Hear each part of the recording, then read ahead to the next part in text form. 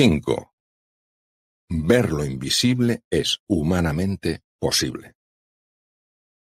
El mayor descubrimiento de mi generación es que un ser humano, cuando cambia su actitud, puede cambiar también su vida. William James. A lo largo de la historia ha habido investigadores de la conciencia que nos han dicho que somos mucho más que lo que creemos que somos, y que los demás son mucho más de lo que nosotros creemos que son, e incluso de lo que ellos mismos piensan que son. Estos investigadores también han insistido en que no vemos el mundo que es, sino que vemos el mundo que somos, y que cuando uno cambia, todo cambia. El que parecía tonto de joven acabó convirtiéndose en el inventor que tiene el mayor número de patentes registradas. Hablo, por supuesto, de Thomas Alva Edison. Quien de niño no creía en sí mismo ni en sus posibilidades, ya de adulto se entusiasmó con lo que se veía a través de un microscopio, y ganó para España el primer Nobel de su historia. Me refiero a don Santiago Ramón y Cajal, ganador en 1906 del Premio Nobel de Medicina. Hace muchos años, cuando yo ejercía como cirujano general del aparato digestivo, vino un paciente a mi consulta refiriendo una serie de molestias. Después de hablar con él, llevar a cabo la exploración clínica pertinente y pedirle una serie de estudios analíticos, radiológicos y endoscópicos, pude hacer un diagnóstico de su enfermedad, cáncer de recto.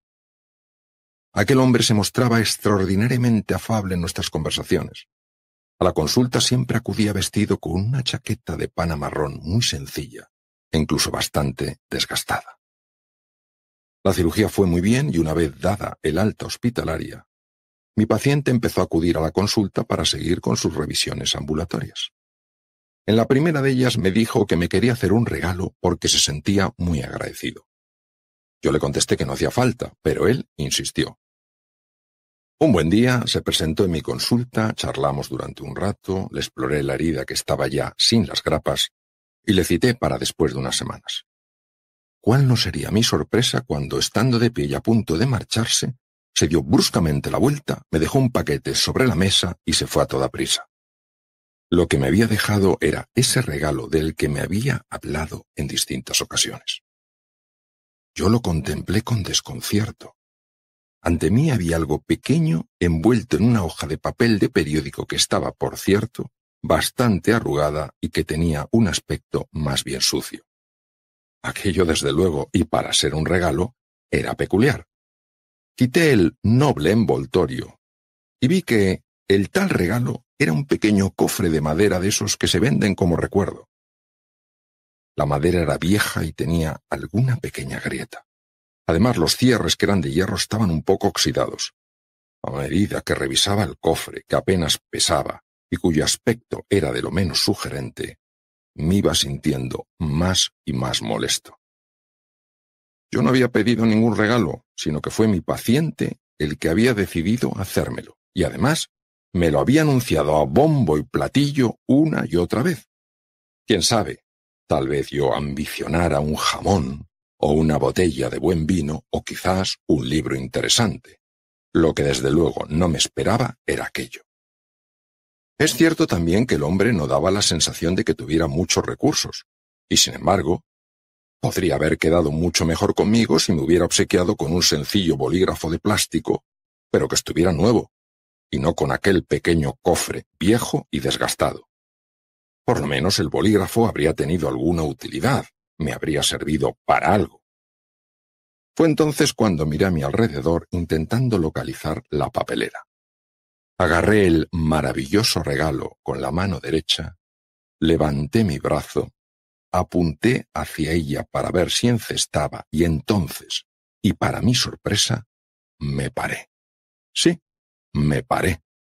En aquel instante no supe por qué, pero el caso es que lo hice. Algo dentro de mí me impidió que el cofre acabara en la basura. Creo que me detuvo la curiosidad. ¿Y si hubiera algo en aquel pequeño cofre? Lo dejé de nuevo sobre la mesa y me puse a mirarlo con más detenimiento. Después lo cogí otra vez y comencé a darle vueltas con las manos. Enseguida mi mente condicionada, que había visto en algún lugar turístico ese tipo de cofres siempre vacíos, Empezó a torpedearme con sus razonamientos. ¿Pero qué va a haber dentro si este objeto no pesa nada? Afortunadamente pudo más la curiosidad que mi condicionamiento mental, y al final lo abrí. Cuando vi en qué consistía realmente el regalo, los ojos casi se me salen de las órbitas.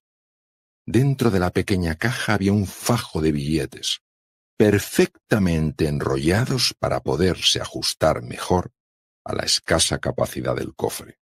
Con aquel dinero se podía uno comprar una pata de jamón ibérico, una buena botella de vino, un estupendo bolígrafo y más de un interesante libro. Muchos de nosotros nos tratamos y tratamos a otros como yo inicialmente traté el regalo que me hizo este generoso paciente.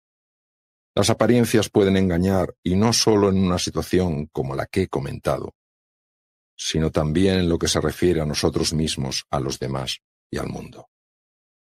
Somos incapaces de ver más allá del envoltorio, del papel de periódico sucio y arrugado. Como mucho exploramos un poco y nos encontramos con el cofre de madera pequeño y agrietado. Es a eso a lo que llamamos yo, y que para nosotros representa quiénes somos, nuestra identidad. A veces nos fijamos más en nuestras torpezas, en nuestras inseguridades, en nuestras debilidades, en nuestras incapacidades, y nos vemos como hojas de papel de periódico arrugadas o como cajas de madera toscas y defectuosas. Otras nos fijamos sobre todo en nuestros aciertos, nuestras seguridades, nuestras fortalezas y nuestras capacidades, y nos vemos como brillantes papeles de celofán o como cajas de madera noble.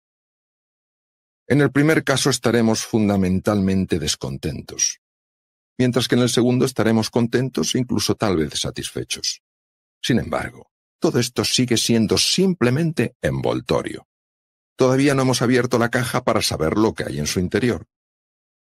Quien se ve como papel de periódico viejo y arrugado, lucha y se esfuerza para ser el de celofán brillante y lleno de color. Quien se ve como papel de celofán se siente orgulloso y lucha para seguir siéndolo y para que nunca nadie le vea como uno viejo y arrugado. Quien se ve como caja de madera de pino vieja y agrietada, lucha por convertirse en una hermosa de caoba o de cualquier otra madera noble que despierte la admiración entre las otras cajas. Pocos, muy pocos, se detienen a abrirla para ver lo que contiene. El mindfulness nos ayuda precisamente a eso, a abrir la caja. Su práctica no busca que nos convirtamos en quienes no somos, y tampoco pone su foco en evitar que el papel, aunque sea de celofán, se desgaste, o que la caja, aunque sea de caoba, no se acabe deteriorando. Es verdad que el papel y la caja, sean del material que sean, con frecuencia se van a estropear menos, con el paso del tiempo, en aquellas personas que practican el mindfulness. Sin embargo, esto sucede porque, como veremos, cuando uno abre la caja y encuentra el regalo, el propio obsequio obra un curioso impacto en el papel y en la caja.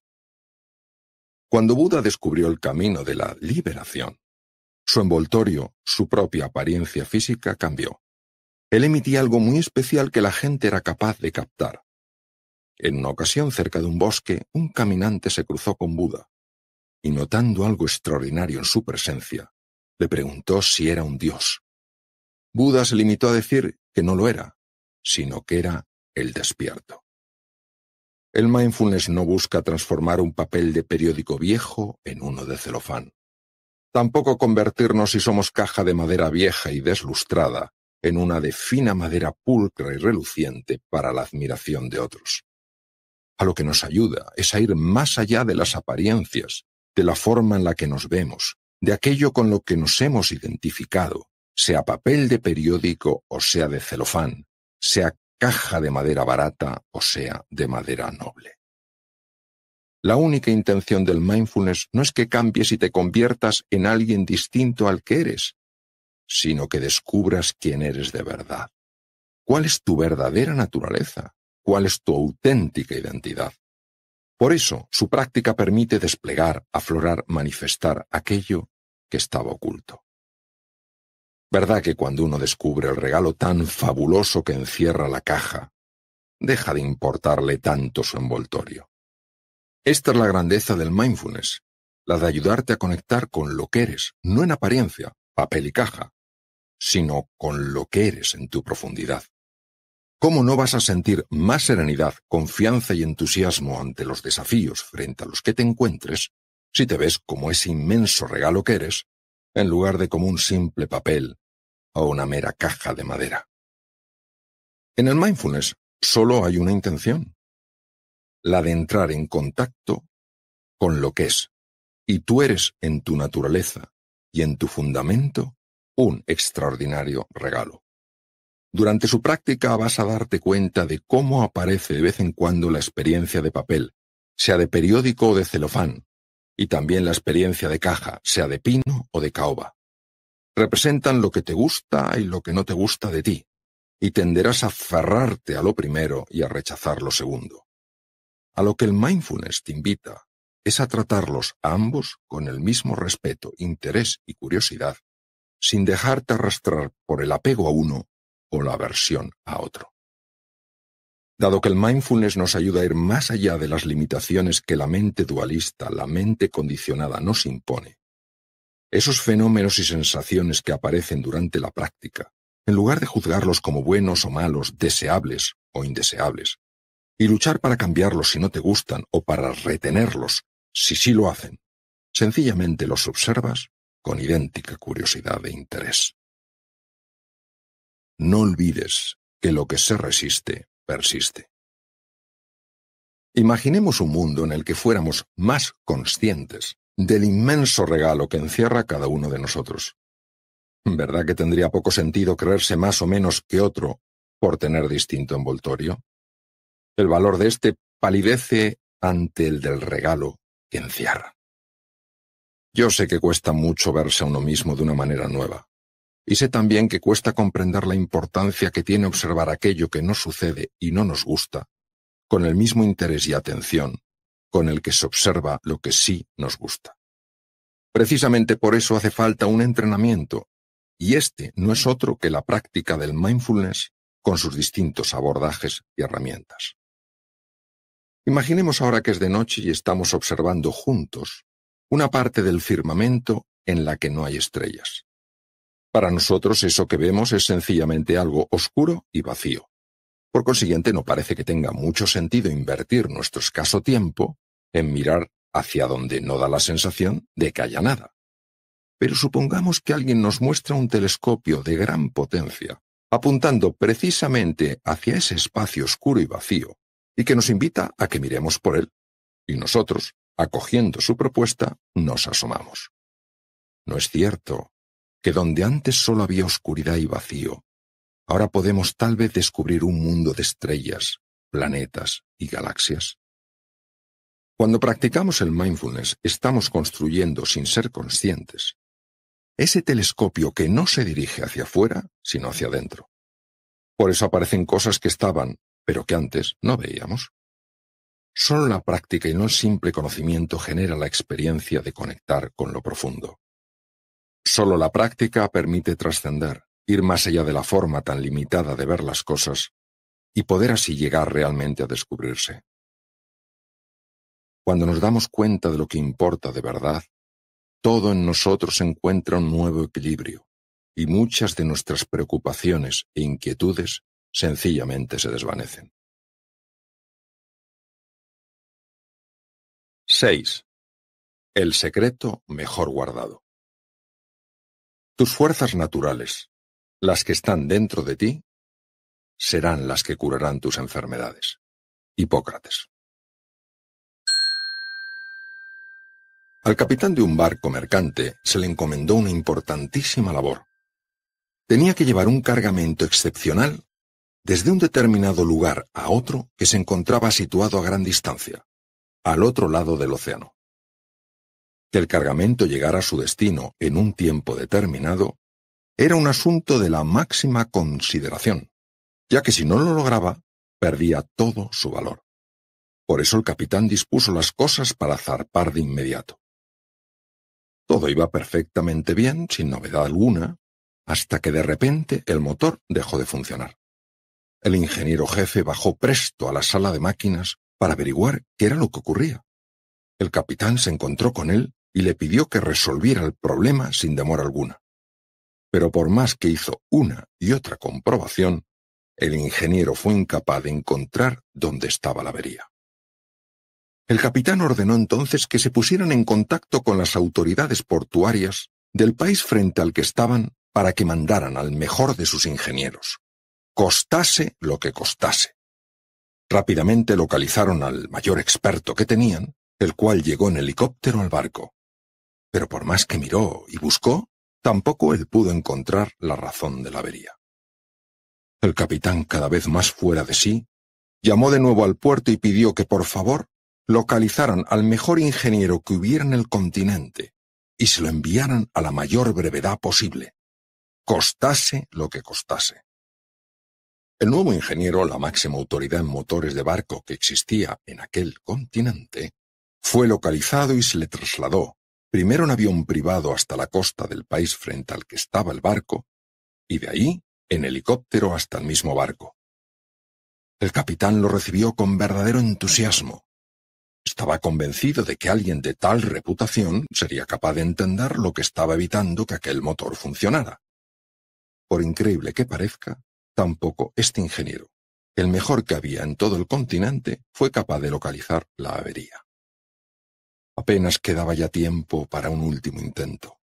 No dispuesto a tirar la toalla, el capitán preguntó a aquel ingeniero, el mejor del continente, quién era considerado en su campo el mejor ingeniero del mundo. En cuanto el capitán lo supo, le rogó que se pusiera en contacto con él para que acudiera en su ayuda, costase lo que costase. Un día después llegaba el nuevo ingeniero, el mejor que existía en el mundo. Fue trasladado primero en avión privado y después en helicóptero. Aquel hombre fue recibido por el capitán como solo se recibe a un héroe. Después de dar una y otra vuelta por la sala de máquinas y de solicitar que intentaran encender el motor una y otra vez para escuchar el sonido que emitía, el mejor ingeniero del mundo solicitó un destornillador de gran longitud y lo introdujo por una rendija muy pequeña que había entre dos piezas del gigantesco motor. Allí, al fondo, había un diminuto tornillo. El ingeniero, utilizando el destornillador que tenía en la mano, apretó con delicadeza el tornillo. Entonces pidió que intentaran encender de nuevo el motor. Para sorpresa y admiración de todos, éste se puso en marcha. El capitán no cabía en sí de entusiasmo. Todavía tenían una oportunidad para llegar a tiempo con el valiosísimo cargamento al lugar de destino. En cuanto llegue a su país, por favor, mándeme la factura, le dijo el capitán al ingeniero. El hombre, el mejor ingeniero que había en el mundo, fue despedido con vítores por la tripulación. Poco tiempo después le llegaba la factura al capitán. El importe era ni más ni menos que de 1.000.000 de euros. ¡Qué barbaridad!, exclamó el capitán. 1.000.000 de euros por apretar un simple tornillo. Muy respetuosamente, el capitán mandó un email solicitando al ingeniero, el mejor del mundo en este tipo de motores, que le desglosara la factura porque no entendía cómo le podía pasar tales honorarios por apretar un simple tornillo. La respuesta no tardó en llegar y decía así: desglose de la factura. 1 euro por apretar un simple tornillo.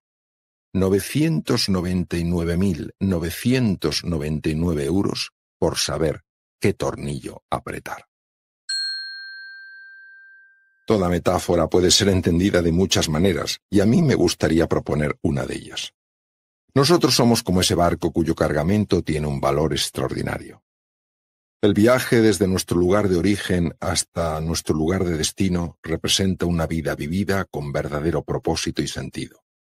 Desde que nacemos hasta que morimos pasa un tiempo precioso que no podemos desperdiciar. El motor del barco representa el corazón, la fuerza interior que nos mueve para que alcancemos y afloremos todo nuestro potencial y podamos decir al final de la vida y con verdadero orgullo: confieso que he vivido. Cuando perdemos la serenidad, cuando perdemos la confianza, cuando se desvanece la alegría y el entusiasmo, el motor deja de impulsarnos, deja de ser la fuerza motriz en ese viaje que representa una vida feliz y con sentido. A veces fueron vivencias que hicieron que nos sintiéramos solos y perdidos, las que causaron que el motor dejara de empujarnos por el camino que representa una vida dichosa. Otras llegamos a creer que no valíamos lo suficiente y que por eso no merecíamos ser queridos. Hubo quizás ocasiones en las que nos sentimos pequeños y desvalidos, insuficientes a todas luces para afrontar cualquier reto de cierta envergadura.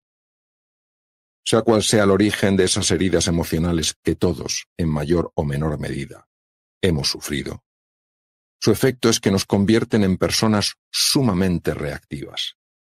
Cualquiera que toque, aunque sea inadvertidamente, tales heridas, puede provocar en nosotros y de manera automática una reacción de furia, de ansiedad o de bloqueo. Las personas que nos quieren, los capitanes de barco que aparecen en nuestra vida, muchas veces no saben qué hacer para arreglarnos cuando nos ven sin ilusión, sin energía, sin verdaderas ganas de vivir. Por eso solicitan la ayuda de los expertos.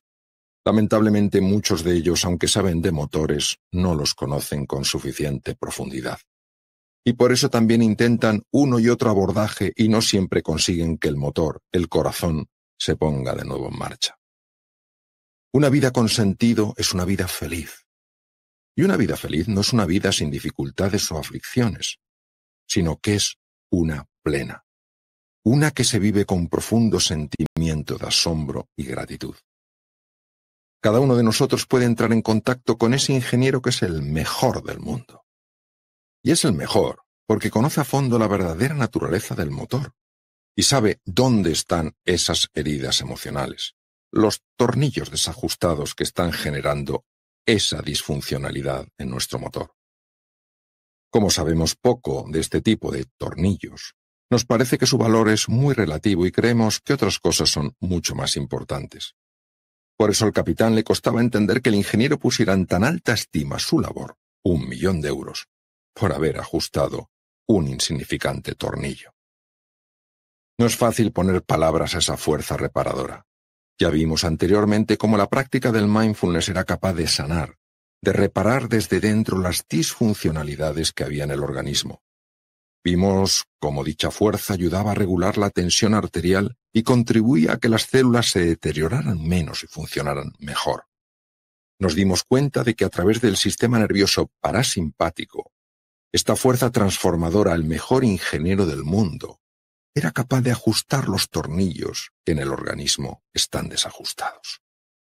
Es precisamente esa misma fuerza la que no solo contribuye a ajustar el funcionamiento del corazón, en el sentido más físico y mecánico de la palabra, sino también la del corazón sutil, de nuestro corazón emocional. En realidad ninguno de los dos corazones se puede separar porque ambos forman una única realidad. Esto es algo a lo que ya me referí cuando hablé de la coherencia cardíaca y de la investigación que se ha llevado a cabo en este sentido. Es tan llamativo el efecto del mindfulness a la hora de sanar corazones heridos, que su práctica constituye una de las enseñanzas fundamentales del Centro del Trauma de Boston, que está dirigido por el psiquiatra de origen holandés, Bessel van der Kolk. En este centro de prestigio mundial se atiende a niños, adolescentes y adultos que han sufrido algún tipo de trauma, desde malos tratos hasta violaciones, pasando por accidentes de tráfico en los que se desencadenó una gran reacción de angustia y bloqueo. Son también de excepcional relevancia las investigaciones que se han llevado a cabo con excombatientes del ejército norteamericano que padecen el llamado trastorno de estrés postraumático, TEPT. Muchos de ellos estuvieron a punto de perder la vida o vieron como algunos compañeros suyos la perdían. De ahí proceden sus reacciones de intensa ansiedad y pánico cuando escuchan ciertos ruidos o ven imágenes que traen a su conciencia y de manera inmediata su experiencia en el campo de batalla. Lo interesante es que las investigaciones de este psiquiatra han mostrado que los efectos del mindfulness en todas las situaciones citadas pueden tener un impacto beneficioso mucho más marcado que incluso el uso de medicamentos específicos. De alguna manera, su práctica haría que esa fuerza sanadora, ese mejor ingeniero del mundo, actuara primero localizando las heridas emocionales que siguen abiertas y después favoreciendo que éstas empezaran a cicatrizar. El doctor Bessel van der Kolk ha manifestado en diversas ocasiones su sorpresa y a la vez su profundo desencanto al ver que algunas de las revistas de psiquiatría norteamericanas a las que ha enviado el resultado de sus investigaciones han rechazado publicarlas. Una vez más, parece ser que el saber ajustar esos delicados tornillos no acaba de ser suficientemente valorado. No cabe duda de que cuesta creer que algo aparentemente tan sencillo como el mindfulness pueda tener un efecto tan marcado a la hora de que una persona recupere su ilusión, su alegría y, por supuesto, sus ganas de vivir.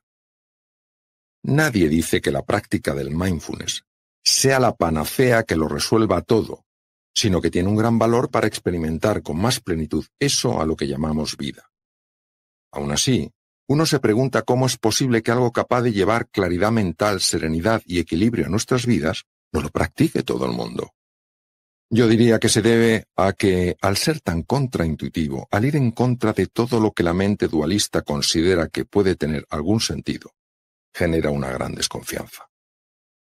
A la mente condicionada le gusta hacer, lograr, buscar, luchar, esforzarse, juzgar, comparar, enfocarse en objetivos, elaborar pensamientos, emitir juicios, llevar a cabo interpretaciones, apegarse a lo que le gusta, alejarse de lo que le disgusta, moverse en terreno conocido, controlar, poseer, esforzarse por tener más y más, por ser más y más importante, y, como no, por encajar dentro del grupo. Un encaje que muchas veces no es simplemente de pertenencia, sino que se convierte en una relación de dependencia. El grupo puede darnos una protección que a veces no sentimos que tengamos si estamos solos. Esto lleva en ocasiones a tomar actitudes de sumisión ante individuos que a lo mejor, y simplemente porque gritan más, parece que saben mejor hacia dónde hay que ir.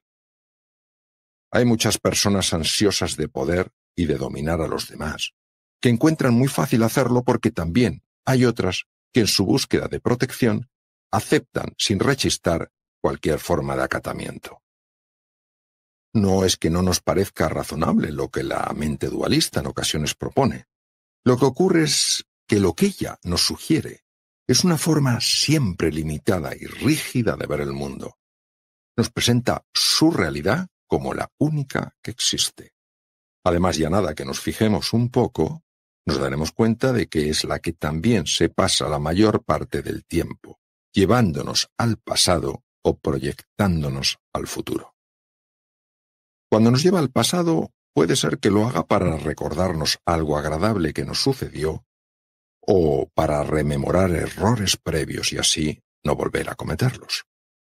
Sin embargo, la mayor parte de las veces que nos mueve por la línea del tiempo es para provocar en nosotros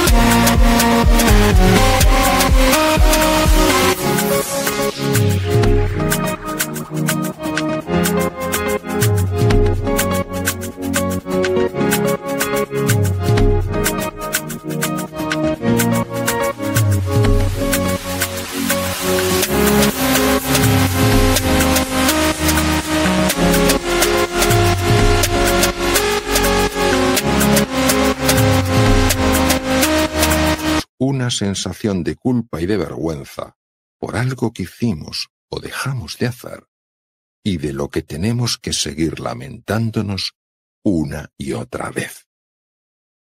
Cuando nos lleva al futuro es para que podamos planear y anticiparnos a lo que podría pasar. No obstante, muchas más veces es solo para llenarnos de preocupación y de ansiedad. Por eso los seres humanos cargamos con esas dos pesadas maletas que no vemos, pero sí sentimos. La de las lamentaciones por el pasado y la de las preocupaciones por el futuro.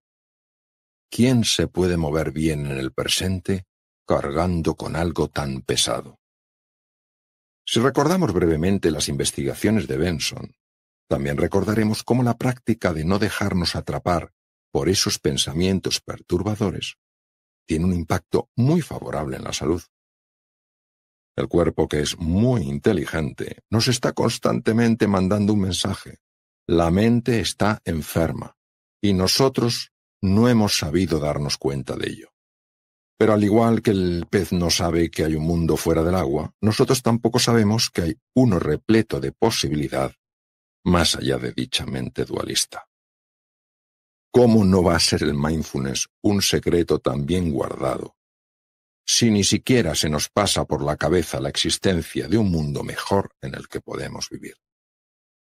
El mindfulness nos ayuda a darnos cuenta de la importancia de algo que también dijo Jesús: estar en el mundo sin ser del mundo.